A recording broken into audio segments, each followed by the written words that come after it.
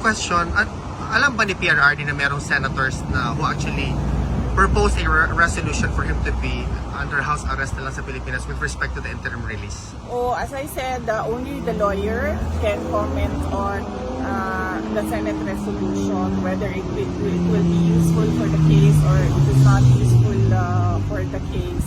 But the family is praying for interim release.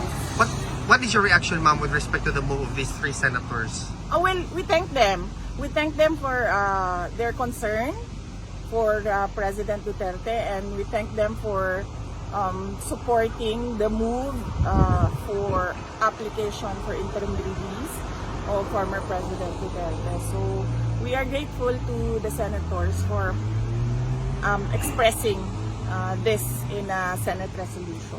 Were you also able to bring up to the former president, ma'am, the upcoming events on the 19th of July? Yan ang nakalimutan ko.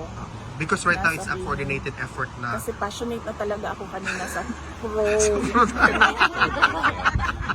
Passionate na talaga ako sa pro-cremation ko kanina na arguments. So nakalimutan ko na naman sabihin sa kanya na merong mangyayari na event sa Saturday. Nagtatanong pa ba ho siya kung may tao pa rin dito? Nabanggit ko sa kanya kanina. Hindi siya nagtanong. Ako yung, saan si ma'am? May kasama ko kanina sa bus. Ayan, si Vlog. Pinay Vlog. Kasama kami kanina ni ma'am sa bus. So pag ubo ko, nabanggit ko kay PRD na sama ko si ma'am since noong March.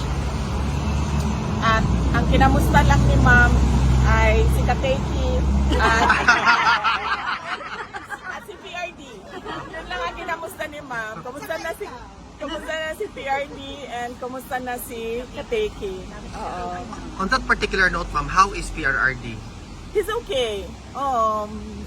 He's alive naman, no? He's alive. Alert, no? And he was very animated in the discussions kanina. Isang beses ko pa lang siya nakita na Parang down or something? Nung pangalawang visit ko. Yun lang.